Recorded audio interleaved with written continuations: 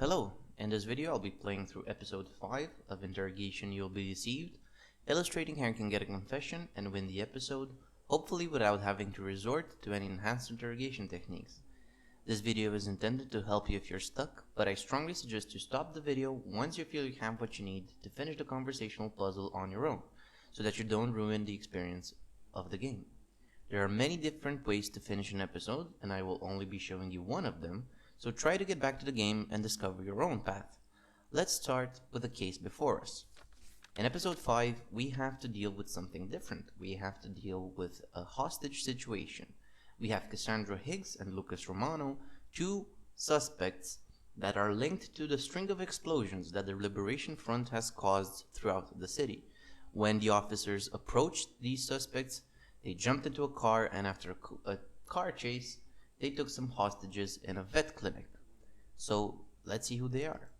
We have Cassandra Higgs. She's currently employed at a company that offers consultation and logistical support to various labor unions. So she's a graduate from a city university with a master's degree in political sciences. She volunteers for NGO. And through her online social profiles, we have identified Amatis Garcia as her romantic interest. We've also reached out to him, so we can expect him to arrive sometime soon. So she seems to be a well-educated, politically involved individual. She volunteers in soup kitchens, provide education for children in difficult social situations. So on the surface, she seems to be a very nice person. So who knows what the Liberation Front told her that made her turn to these sort of extreme things. Secondly, we have Lucas Romano, another young student at the city university. He's been expelled several times after harassment, loitering, trespassing charges, which resulted from Romano and a few others trying to disrupt the events of some local politicians. So again, we have another very politically active and politically involved individual that is not afraid to take action. And finally, we have Amatis Garcia. All we know about him is that he is the life partner of Cassandra Higgs, and we only know this from their online social profiles. We've brought him in for questioning. He should be arrived. So let's bring them in. A couple of things you're going to notice. First of all, there's no suspect in front of us. There's just a phone. We're talking to Cassandra Higgs through this phone. The conversation is being recorded. Our objective here is not to get out any sort of confession. It's obvious she's a criminal, right? We just need to negotiate the safe release of the hostages and have Cassandra turn herself in, hopefully. So from the beginning, we have to pick our strategy. Will we try to scare her into surrendering, or will we try to slowly build up trust and a relationship between us and Cassandra, so that she slowly we win her over and convince her that this is not a way to go. In this playthrough, I'm gonna go with the empathy option, so let's try to do it that way. Let's tell her that we want to make sure nobody dies today, and she just rants off, telling us to fuck off, telling us we don't have any interest in Lucas or me not dying. And you see, we have a timer. We only have 5 minutes before something really bad happens, or in this case, before the SWAT team is sent in. And once the SWAT team is sent in, we cannot assure the safety of the hostages, so the game assumes that's a fail state. So we need to have Cassandra turn herself in before the SWAT team has to go in, right?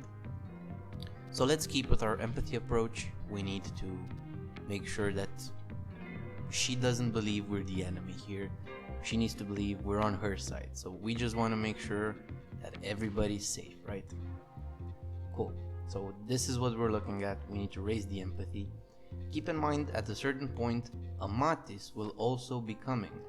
So after some time passes, Amatis will appear here and we'll be able to talk with him. Until then, another thing you can notice is that we have 3 red questions. One of them actually is the negotiation for Cassandra to turn herself in. One of them is for the release of the hostages, and one of them is for actually buying us more time. In order for all of these things to be available to us, we need to either raise our empathy or our fear with Cassandra, right? So let's take these in a logical sense. It's clear that the Liberation Front put her up for, or encouraged her to take these violent actions. So let's talk about the Liberation Front. And she accuses us of not knowing anything about the front. Let's prove her otherwise, telling her that we know that this is not in line with the front's objectives. And again, she disputes our knowledge of that fact. And let's just tell her that, whatever. This just makes them look like the bad guys at this point. And she says, we don't want to be liked. We want to change the world. How heroic is Cassandra? But this is not what the front believes her. Again, she tells us we can't possibly know what the front believes in. And we can either scare her, telling her that the front won't have her back because she took hostages, or telling her that she's undermining the message of the courageous revolution. So let's tell her that. She just tells us to fuck off. But we can see here, right? Through her voice, the empathy level is raising, right? So she's starting to believe we might know a thing or two about the front, right? Let's tell her there's a better way to do this. Again, she's mocking us. We can scare her, telling her that the front will see her as a liability, or tell her that, even if she's in prison, she can, if what she believes in is social change, she can do that peacefully, behind bars. Again, she dismisses us, but the empathy bar is raising. Let's go back here. So, we've talked to her about the Liberation Front, showing her we understand a thing or two about this. Let's try to get more time at this point. We have 4 options here. Some of them make more sense than others. Let's tell her that, no sane pilot is willing to escort out out of country a violent terrorist, right? So let's tell her that, and sure enough, that makes sense. Cassandra tells us that, we can have a bit more time. She gives us 3 more minutes. That's very good. Now let's try to tell Cassandra that we know about her as well. We've read her file, so we know she's an intelligent woman, and that she's not a terrorist, and we know she helps girls in marginalized communities. Or we can just tell her she's a rebellious soul. Let's try to speak to her emotional side. These are more options for us here. We just want to show her we understand her, and we don't want her to get harmed, and we just want people to be safe, right? So let's just go with those options. And you can see here now that Amatis Garcia has arrived. So let's switch over to him, thank him for coming, and our objective with Garcia here is to use him in some way as emotional leverage against Cassandra. So let's say if he's involved in the front, he tells us no, absolutely not. Maybe they forced you. Not really, but he doesn't know if that's what they did with Cassandra. So let's explore this with him. Let's see how much did Amatis know about Cassandra's involvement. He says he had no idea. Did you never talk about the front with her? She says that she might have mentioned it, but he thinks it was just talk. We can try to play some jealousy cards with him, but let's try to not do that. Let's just try to calm Amatis down, see if he can give us something to maybe calm Cassandra down. Let's talk about Cassandra's political views, and again, let's calm Amatis down. It's not your fault, man. It's not your fault she did this, okay? But didn't you notice she was spending time with anyone she's suspicious? And he says Cassandra hangs out with Stalinist, communists, Antifa dudes, all sorts of political extremists and social activists of all kinds. So he never saw anything strange just because she was now hanging out with the Liberation Front. But maybe Amatis holds any of them responsible. And he puts the blame on the front, not on Cassandra. Fair enough. Let's talk about the deals with the Liberation Front once again. Let's see if he knows anything else about her extreme political views. So he doesn't know anything. So at this point we know that Amatis and Cassandra didn't really talk about the liberation fronts. So Cassandra was keeping him out of this liberation front business. Now we can exploit that if we talk about their relationship, right? We can maybe try to antagonize them, right? Antagonize Amatis against Cassandra, or maybe have Amatis reinforce his relationship with Cassandra so that she knows if she surrenders, Amatis will be here for her. That might be something useful. So let's see if those two were happy together. And he thinks, yeah, very much so. Let's see if she was emotionally available to him. And Amatis says he kind of misses Cassandra lately because she's been spending a lot of time with these terrorists. This must be a bit of a difficult time, but because we calmed Amatis down and told him it's not his fault or it's not Cassandra's fault, and we shifted the blame towards the Liberation Front, he does say he loves her and that he is a bit hurt by this because so much was hidden. Okay. So let's move back to Cassandra. Again, you see a new option here that popped up. I have someone new with that you can talk. We can talk about, and we have Amatis here. First of all, she tells us, listen, just don't get involved. Well, if we push her about it, we can have these conversations with her. We can tell her he's very worried, which is kind of obvious, obviously. We can tell her that Amatis told us he feels hurt because so much of Cassandra's real life was kept away. She's very sorry about that. And finally, let's tell her Amatis will be there for her. So again, she's holding back a sob. The empathy level is rising. Cassandra's starting to believe maybe even if she surrenders, Amatis will be there for her. So at this point, maybe let's try to ask for more time. And looking at all these options, perhaps we can tell her it's hard for us to get some money. And she tells us that these corrupt pieces of shit should stop pretending that they give a shit about the citizens and should give her the money, but she gives us a bit more time. Cool. At this point, I think it's fair to try to either pull one of the one or both of the hostages, or try to talk with the other guy, right? We have two people in there. We have Cassandra and Lucas Romano, both of them Liberation Front members. Let's talk to Mr. Romano. She just tells us no. Let's ask again. She just really doesn't want us talking to Romano. I don't know why that is. Maybe she's afraid we might be able to persuade him. We're very persuasive people. Let's try to take one of the hostages out. Let's see how they're doing in there. She tells us they're fine and they will remain fine, so she doesn't seem to want to harm them at this point. And looking at her background, I believe that.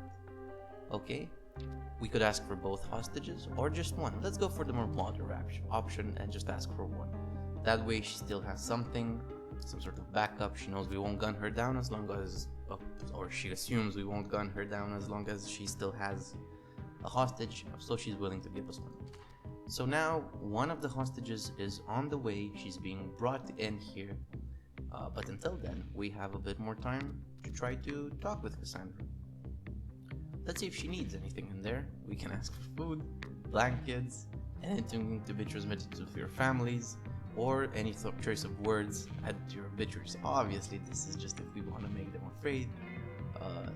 Let's see, maybe anything transmitted to your families. She doesn't like that. She just wants our families out. Okay, let's see what else we can talk about. We've been through all this. Let's see if anything new popped up. Nothing really here. She doesn't want to talk about herself anymore. She doesn't want to give us Mr. Romano, put him on the phone. She doesn't want anything in there. Let's see if we can break her with her boyfriend. Not really. So at this point, we've exhausted most of our options. Maybe it's time to have her turn herself. Let's tell her this won't change the system.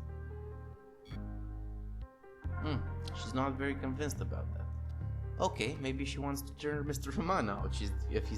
She's not putting him on the phone, and she's like, sure, fine. If that's what will get me out of here, she'll give us Romano. So Romano is now out, is on his way here. Clearly Cassandra and Romano weren't that close, right? So otherwise she wouldn't have just sent him out here. But now we see Sylvia Loken, one of the hostages, is here, and you can see she has a blanket. She's clearly terrified. So our objective here, you see she starts with a high level of fear. We need to calm her down, right? We could tell her that your colleague is in danger, but I don't think that will calm her down. Let's just say, ask her if she's okay. Here you see we have a long list of questions and a long list of sentences, right? Not questions. These are just things we can say to try to either scare her or calm her down. Let's try to calm her down, right? Let's not tell her it's a miracle she made it out. Let's just say, has your family been contacted? What's going on in there? And she tells us that Cassandra and Lucas seemed very agitated and scared.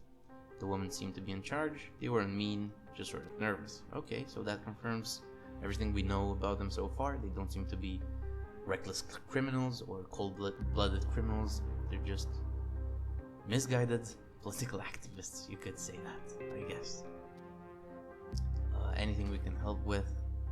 And she tells us she wants us to help Benjamin Pilly. So this has to be the other hostage, right? The last hostage. Sylvia tells us Benjamin volunteers as a soccer coach for underprivileged kids. So Benjamin is a nice guy. He needs our help. Let's see if Cassandra made any nice villain speeches explaining her plan. Doesn't seem like it. Let's move back. Keep in mind, Lucas is still on his way, right? So let's talk with Cassandra. Tell her we have Sylvia here. The doctor says she'll be fine. But she wants to know why you're doing this to Benny. And she keeps a steady tone, explaining to us that, in her beliefs, it's so that the next generations live better lives, right? So, okay, let's try to counter her political rhetoric, right? With more political rhetoric. She doesn't seem to be convinced with that, but why is she harming innocents? And she tells us they were already victims of the current system. Okay, that's sort of harsh, and we know she's not a cold-blooded person. She helps in community kitchens, so she's clearly bullshitting at that point. And you can see from our empathy meter being so high, Cassandra really is breaking down. Like, she's opening up to us, so we shouldn't be convinced by her cold-blooded approach there. Sylvia has told us what's going on, and here we can lie, actually. We can say that what she's told us is enough to call down the SWAT teams, but let's tell it's not that bad. We can still work out the deal. She's not convinced. Let's leverage our emotional information that Benny's a good guy, and Cassandra's voice softens, right? So she's a good person deep down. She doesn't want these people to be harmed. So let's try to see if we can get Benny out. So we can see we can't get Benny out. Cassandra knows this is her last option. So we have Lucas here now. Again, like we did with the Matis, we need to get something from Lucas that we can use and leverage to emotionally manipulate Cassandra, right? So let's talk with Lucas. Let's see if his ride was pleasant. He tells us to fuck off. He really doesn't like us. That makes sense. Let's see what his view of the front is. And he seems very proud of his actions so far. don't you look like madman? He doesn't care what people think. Let's try to scare him a bit. He's not very scared. Even if we threaten him that Cassandra might die, he says good, and he blames us for murdering her. So he doesn't take any blame for anything that he's done, right? Even if we tell him this is not like him, this seems to be exactly the same kind of person he is. So let's see if he agreed to Sylvia being released. He kind of shrugs. I'm not convinced. Let's see why Cassandra then wouldn't put him on. He doesn't believe that happened, and he accuses us of manipulating him. So Cassandra didn't even mention to Lucas that we wanted to speak with him, so it's clear she doesn't trust him. Okay. Let's tell him you need to tell Cassandra to give up. He doesn't want this. She just tells us to sit her ass tight. Fine. Let's go to Cassandra. Tell her we have someone, Lucas, here with us. We'll tell him, we'll play nice with Lucas. Again, that's our strategy, going for empathy. And here we have a choice, right? We can tell her that, if she helps us, we're gonna help Lucas. Or be honest. Tell her what Lucas told us. Let's try to be honest with her and show Cassandra she can trust us. You should make this sacrifice to the end and wouldn't give us anything. Okay. So at this point, we've been nothing but honest with Cassandra. We've told her all we want is for the hostages to be safe. We know she cares deeply about the safety of those hostages. She doesn't want to hurt them. Let's see if we can make her turn herself in. She really doesn't have anything else. She knows she has a hostage, but she's not very confident. Let's make sure these people come home safe. So at this point, she agrees. She just doesn't, she's not that cold-blooded. She doesn't want to risk anyone getting hurt, actually. And she agrees to come out. Thank you very much for watching.